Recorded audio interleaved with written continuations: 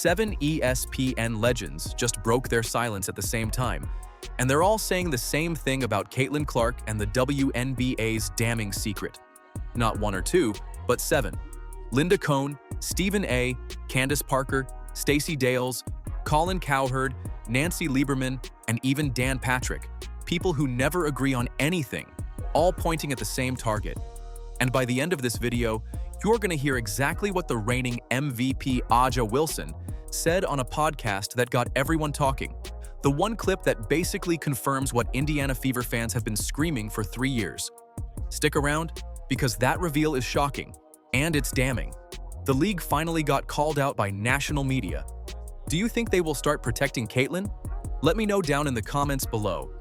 Unless we can take off our gloves for Caitlin Clark and stop trying to act like she's a messiah, the WNBA could and would be better off without Caitlin Clark. Caitlin Clark is the cash cow. I don't care what numbers you see the WNBA making. They're nothing compared to the numbers Caitlin Clark generates for the WNBA. She comes into the league, and 2 weeks later, after years and years of flying commercial, they get chartered flights. When they talk about their bloated attendance numbers, they feed off of her and her contribution. Here's the number that should scare every Fever fan. Over 20% of every flagrant foul called in this league since 2024 has landed on one single player, Caitlin Clark. Not the whole roster, not a handful of names spread out. One rookie turned superstar taking a fifth of the league's worst physical fouls basically by herself. Go back to 2024 and you see the hard screens, the body checks, the shoulder shots that no other rookie in league history has ever had to deal with, game after game after game. It never once let up, not for 1 week of that entire season. Okay, by now I'm sure you've seen Skylar Diggins assault Caitlin Clark after Indiana blew out Seattle. What I don't get is the Seattle coach here is the one complaining after the game, and Skylar, tears in her eyes, being like, how dare Caitlin embarrass me? How dare they beat us by 30? Then 2025 comes around and it doesn't slow down. It gets worse. Now it's the eye contact before the hit, the knee shots that catch her mid-drive, the non-calls that referees somehow miss every single time the whistle should blow. We have heard nothing from the WNBA, absolutely nothing. Brittany Griner elbowing Caitlin Clark in a crazy way and then calling her a trash white girl. And Brittany Griner has not commented, which I find significant. I've watched that video countless times, and it sure looks like Brittany Griner says, white girl. The WNBA should investigate Brittany Griner's seemingly uttering profanities about white girl. Then 2026 happens and Alyssa Thomas throws a punch straight into Clark's throat on national television in front of everybody. That's not a hard foul anymore.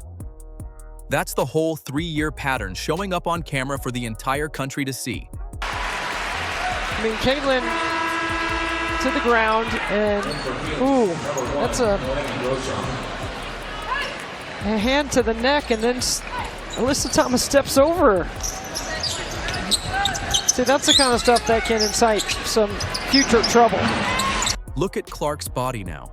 Quad, groin, ankle, back, throat. Games missed in year 2 and year 3 after she never missed a single game in high school or college. And then the WNBA players turn around and ranks her 11th among guards in the All-Star player vote, while she's sitting top 5 in scoring and leading everybody in assists.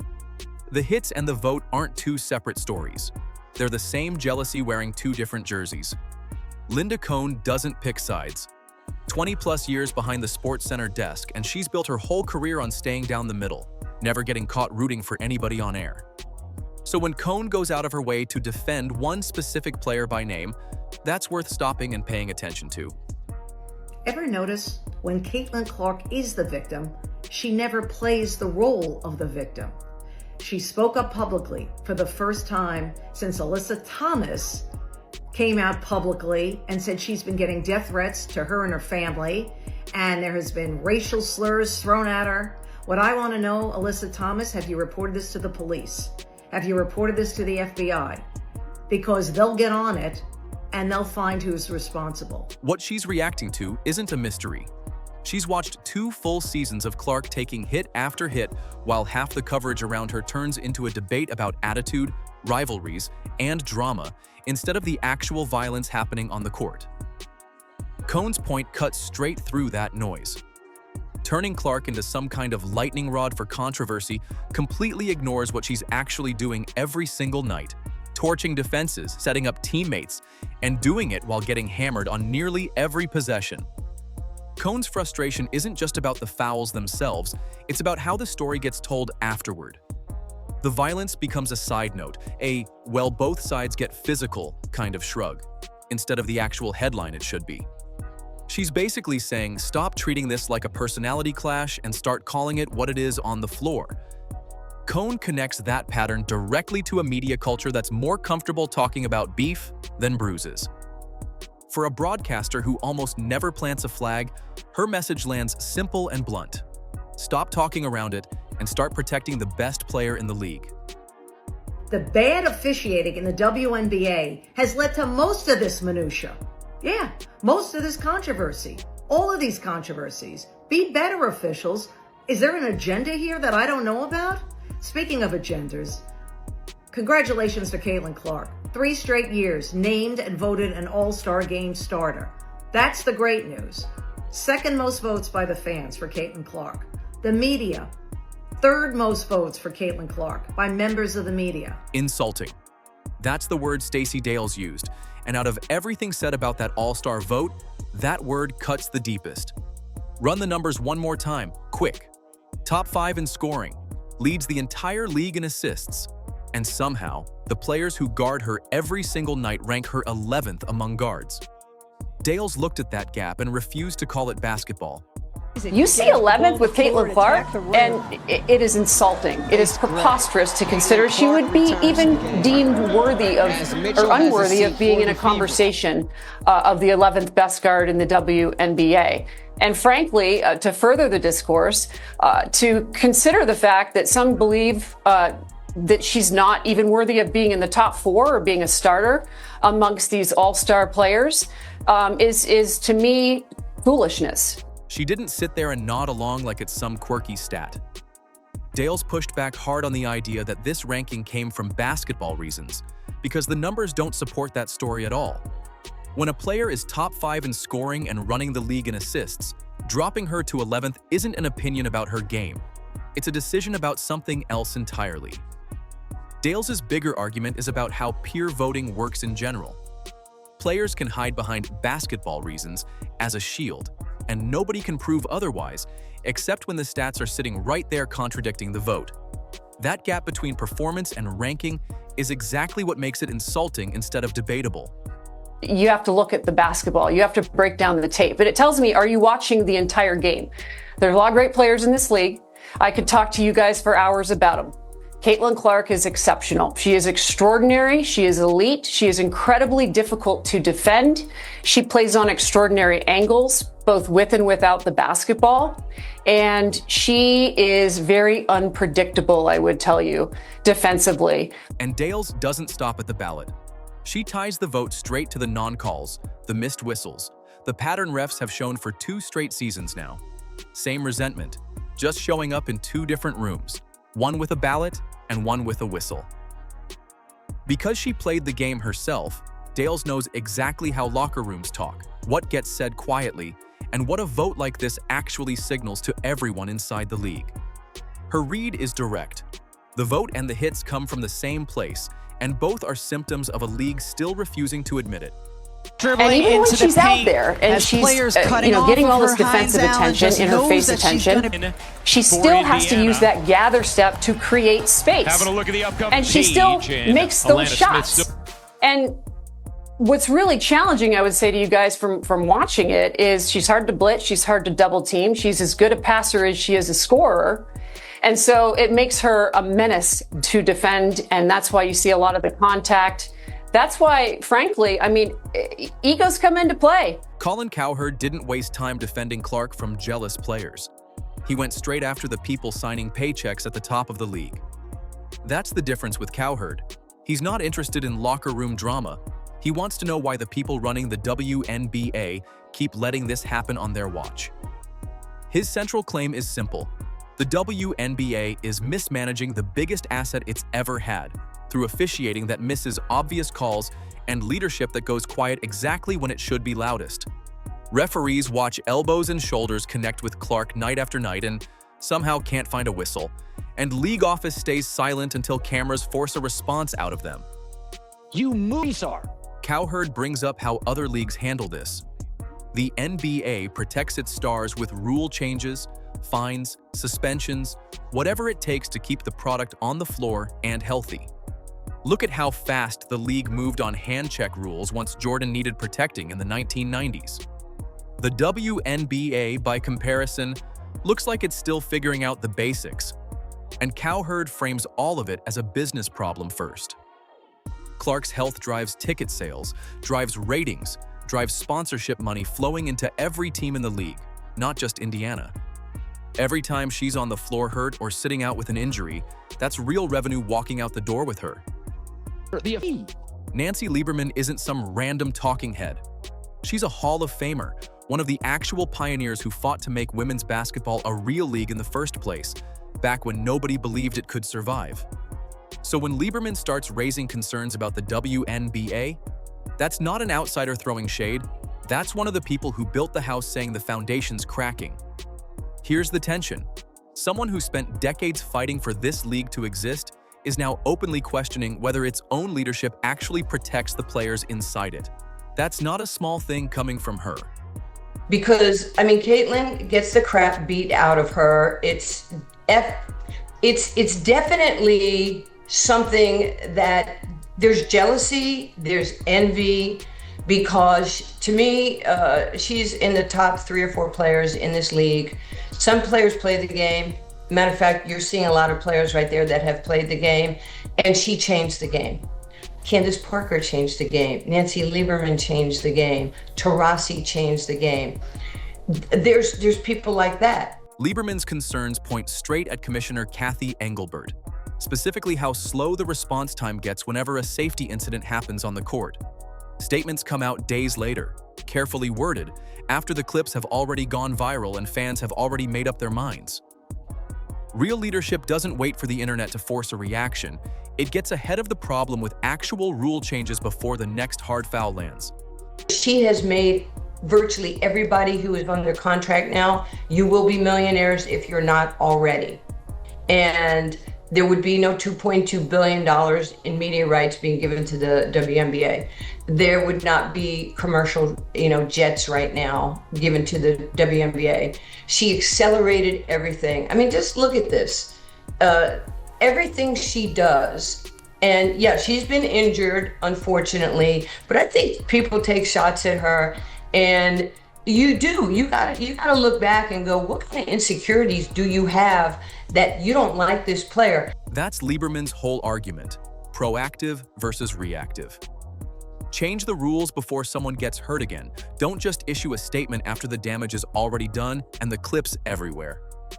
And it connects straight to the officiating trust problem, because players and fans have both stopped believing the referees are calling it straight. Lieberman didn't build this league from the outside looking in, she was on the floor for it. Her warning comes down to one plain fact: fix the leadership gap now, or watch trust in this league disappear completely. Remember the Jordan rules back in 1984? First of all, I don't know if David Stern said anything to, the league or to the union, like, hey, man, we can't hurt this guy. He's playing to, full arenas everywhere he plays, the ratings going up, the collective bargaining, the money's going up because of what Michael Jordan did to this league. Get your feelings out of this. Stephen A. Smith doesn't tiptoe around it.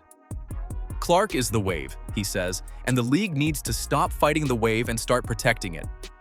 That's his whole framing, and once you hear it, it's hard to unhear. His argument always circles back to money. Ratings spike when Clark plays, sponsors show up because Clark plays, and arenas sell out on the road because every team wants a piece of that Clark effect. All of it depends on one simple condition: her staying healthy and on the floor. That's exactly where his frustration kicks in. He can't understand how a league sees its biggest draw taking hit after hit and treats it like a normal Tuesday. The business risk sitting right in front of league office doesn't seem to register at all, and Stephen A. doesn't hold back saying so. Unless we can take off our gloves for Caitlin Clark and stop trying to act like she's a messiah, the WNBA could and would be better off without Caitlin Clark. Caitlin Clark is the cash cow. I don't care what numbers you see the WNBA making. They're nothing compared to the numbers Caitlin Clark generates for the WNBA. She comes into the league, and 2 weeks later, after years and years of flying commercials, they get chartered flights. When they talk about their bloated attendance numbers, they feed off of her and her contribution. Look at what happens when Clark sits. Ratings drop. Attendance dips in road arenas that sold out specifically because she was scheduled to play. Sponsors start asking harder questions about what they're actually paying for when their biggest asset is banged up on the bench again. Stephen A. keeps circling back to the same contrast. Clark's value to this league sitting way higher than the protection she actually gets from officials and from opposing players night after night. That gap is the entire problem. He's built a career calling out organizations that let their biggest stars get run into the ground, and this fits that pattern exactly. His message never gets complicated. Protect the golden goose, or watch the golden eggs disappear right along with her. Caitlin Clark did not build the WNBA. The WNBA was built on the backs of many people who came before Caitlin Clark, most of them being sisters. The Cynthia Coopers, the Cheryl Swoops of the world, the Lisa Leslies of the world, the Maya Moores of the world, Diana Taurasi, Sue Bird, Brianna Stewart. I certainly ain't forget about Serena Ionescu, but you got a lot of sisters that have balled in the WNBA for years that made the WNBA what it was. Asia Wilson, 3-time champion. But the money, the bag, the rating, the collective bargaining agreement, all of that came after Caitlin Clark arrived. Here's the twist nobody saw coming. This isn't some rival network guy piling on from the outside. This is Candace Parker, a legend from inside the player ranks, turning around and calling out her own peers directly. That's what makes her comments hit different. Parker isn't going after refs for missed calls, and she isn't going after Engelbert for staying quiet. She's pointing straight at the players who filled out that all-star ballot and asking them to explain themselves. Her challenge doesn't dance around anything. Parker's message to players carrying insecurities is simple. Look inward instead of taking it out on Clark's ranking on a ballot that's supposed to reflect actual basketball. That's not a comment about officiating or league office. That's a direct challenge to the locker room itself. I don't know. I think people need to look at themselves in the mirror and realize, like, man, you got some insecurities if you sitting down and putting Caitlin Clark as the 11th best guard. Y'all need to go to a therapist and figure out what childhood issues you have. Because if you're sitting there and looking at yourself in the mirror and putting her as 11th best guard, and you're putting you as 8th best, like, come on. And Kelsey Plum is the 12th. Now, maybe games, because she's been hurt. This is crazy. Okay. Parker's red on the 11th place vote goes past the stat line completely. To her, that ranking reveals discomfort, plain and simple. Discomfort with how fast one rookie walked in and flipped the league's entire power structure upside down. Veterans who spent years building their name are suddenly watching a second-year guard pull the spotlight, the sponsorship deals, and the highlight reels that used to belong to somebody else. That's the part Parker ties together. Personal jealousy turning into an actual career threat for players who feel replaced. Coming from a former MVP, someone who's earned respect across the entire league, that kind of honesty cuts deeper than anything said from outside the locker room. Parker turns the vote from a weird stat oddity into something closer to a confession. Players admitting through their ballots what they'd never say to a camera. Dan Patrick sat across from Commissioner Engelbert and asked the one question everybody else kept dancing around. Why does Caitlin Clark keep getting hurt? And what's actually being done about it? No hot take show energy here, no yelling panel, just a direct interview forcing a league leader to answer for what's happening on her watch. I mean, if you want to be treated as a serious league, then do these. This is what happens. These are tough questions, but this is a fair outlet for you, a fair platform. I will treat you with respect. But when you tell me, and then 2 hours later with no update, and then we get a feeble response, like, come on. Patrick pressed on specifics. He wanted to know about officiating reform, about why the worst incidents never seem to produce an actual policy change afterward. about whether the league tracks injury data tied to physical play the way other leagues do. These aren't gotcha questions. They're basic accountability questions any commissioner should be ready for. And that's where the tension shows up. Patrick keeps pushing for something concrete, a rule, a timeline, a plan, and the answers coming back stay vague, general, safe. That gap between a direct question and a soft non-answer is exactly what exposes the problem. The league can put out statements about taking player safety seriously, but Patrick's interview shows there's a real distance between what gets said in public and what actually changes in the rulebook. This is an important league. There's expansion. There's conversation. It's been agendaized. Everybody has something to say about it. Now you have a chance to answer these questions. Are they uncomfortable? Yes. But when I have Rob Manfred on with baseball, when I have Adam Silver on with the NBA, they know they're getting questions that maybe they don't get anyplace else. Patrick's built his whole career on not letting people slide by with soft answers, whether it's a coach, an athlete, or a commissioner sitting across from him. So when even he can't get a straight answer out of Engelbert, that says everything about where league leadership actually stands.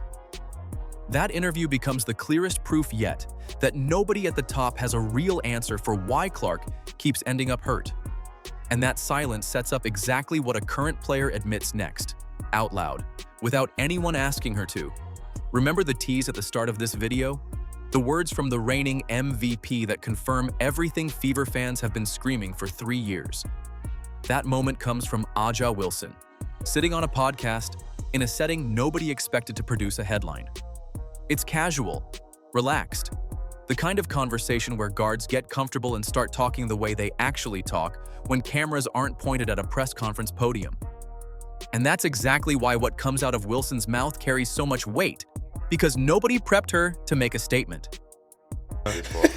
Question, the mix-up between Angel and Caitlin Clark during the Final Four, it happens all the time in the men's game. Right. It happens still a lot in your guys' game, but it was made such a big deal on that stage. What was your guys' take as pros? I was laughing. Every day. It's a part of the Shit game. happen every day, B. I was like, if we're overreacting at this, good lord. Crazy. Where's our game We going? say worse things to white boys playing basketball when we play. 100%. Particularly you. Wilson talks about how players around the league discuss Clark away from interviews, away from official league statements. In the group chats and locker rooms, nobody outside the team ever hears. She talks about the officiating, about how targeting gets discussed as an open secret among players instead of a conspiracy theory made up by outside fans. That's the difference between this and everything said by commentators up to this point. Cohn, Dales, Cowherd, Lieberman, Stephen A., Parker, Patrick, all of them work outside the locker room looking in. Wilson doesn't. She's the reigning MVP, confirming the culture from inside the room where it actually happens. No, don't do that. Don't do that. Don't do that. Don't do that, particularly me. All NBA players go harder on white boys on the court. That's just how it's always. Like even Larry Bird.